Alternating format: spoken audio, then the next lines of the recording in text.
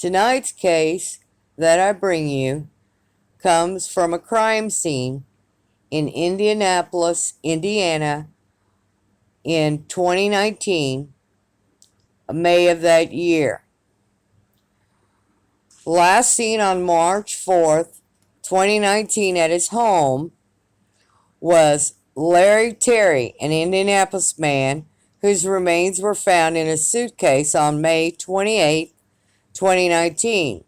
The Marion County coroner says Larry Terry was strangled, and the Indianapolis police say Terry's death is now being investigated as a murder-homicide.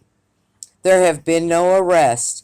The suitcase containing Terry's body was found along Bean Creek by people who were fishing there. The suitcase was left alongside the creek next to a bridge about 2.5 miles from Terry's home. Terry lived in the 3000 block of English Avenue, a few miles from where the suitcase was discovered. Terry was reported missing by his relatives on March 12, 2019. The location where the suitcase with Terry's body in it was found off of Villa Avenue near East Raymond Street and South Keystone Avenue on the city's southeast side in the 2500 block of Villa Avenue. His body was found by a bridge, by a creek bed, next to water. Terry's cause of death was asphyxiation due to strangulation.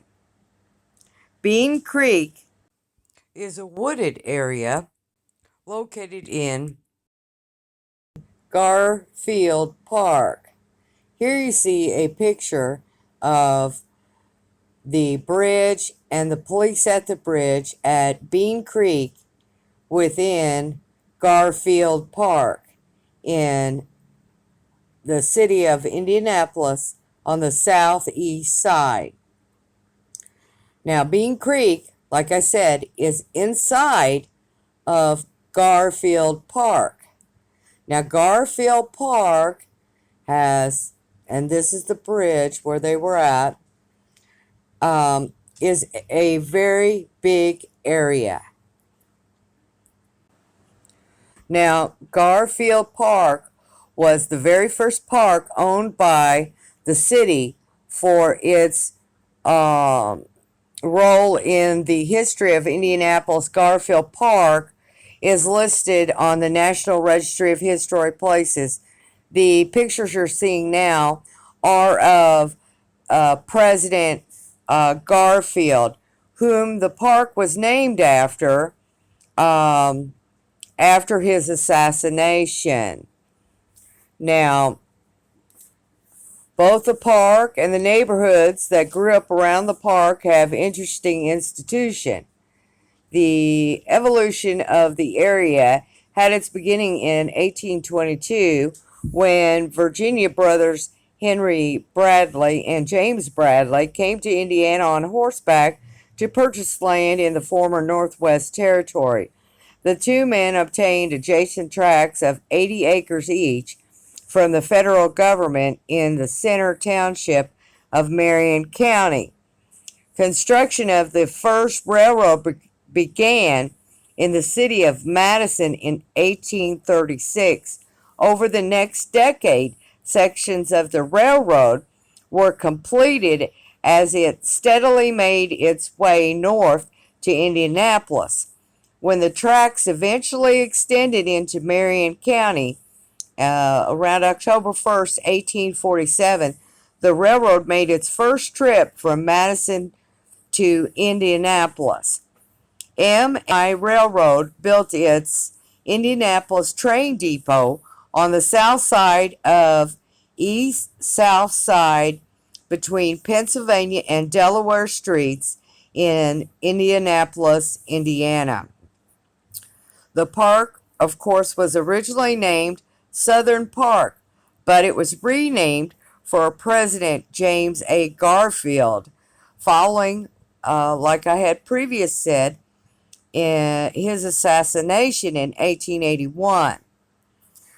President James A. Garfield attendance at the park grew dramatically in the 1880s and 1890s after a bridge was constructed over Pleasant Run. The shape of the park itself resembles the letter L, and the park is 128 acres completely. Now, the park is shaped like an L or a boot, which I believe you've seen pictures of. Now, here's a map of Garfield Park. You'll notice Raymond Street at the top, going east to west. Shelbyville runs north and south. And here's a picture of the bridge again and the police out there at the crime scene where Terry's body was found. Now, I want to make a point here that this is off of I-65 here is now what you're looking at that goes all the way through the country. Now, I-65 runs through Indianapolis. Now, Raymond Street and Shelby Street are right next to I-65. Now, I-65 runs all the way up to Chicago. And you can get off I-65 at SR-25 at the Hoosier Heartland Highway, and that takes you straight into Delphi, Indiana. Now, this is a busy interstate highway here, and you notice that it's 2 lanes one way, 2 lanes the other. There's a lot of parts of it, a lot of open area with wooded scenery along the side of it.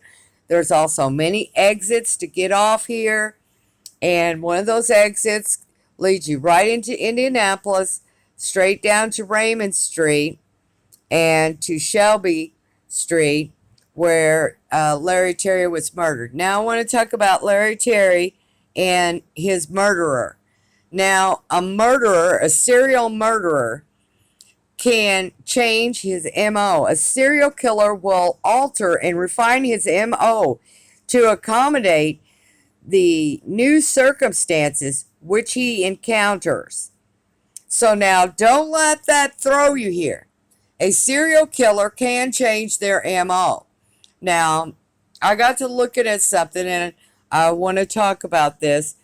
I-65 here that runs all the way through the country from down at the coast of Alabama all the way to Chicago. It has multiple exits, just like the exit into Indianapolis by Raymond Street and Shelby Street there where Garfield Park is at, where Mr. Larry Terry was murdered at here. Now, I'd like to talk about some of the similarities here that I have noticed with Mr. Larry Terry's murder and the Delphi girl's murder. Now, here are the similarities. 1, the bodies were found by water. 2, there was a creek nearby. 3, there was a bridge nearby. 4, it was in a park.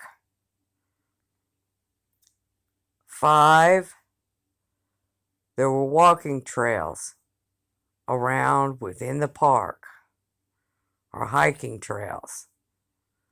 6, the body was left in a manner to create shock and awe. 7, the body was posed.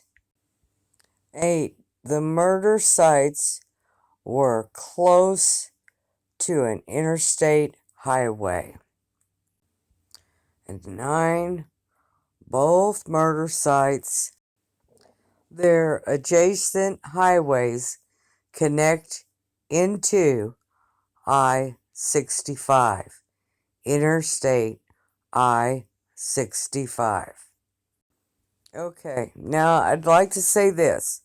We have a major serial killer in Indiana here with Bridge Guy. Now, is he local or is he mobile? Okay, this is something we do not know. This hasn't been determined yet, So we got to look at what we can see and find around us what's going on. Now, so far, what I've found is that the Delphi and the Iowa case and the Larry Terry case now have a lot of similarities in common in the way the murders were committed. The locations of the bodies as well, and the posing of the bodies, and the shock and awe of how the bodies were left and or posed. I don't think Bridge Guy ever stopped killing. I think that he's still killing.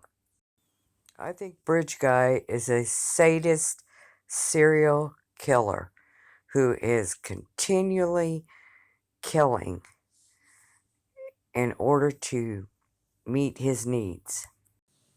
I believe that he has killed a lot of people, and I do mean a lot of people.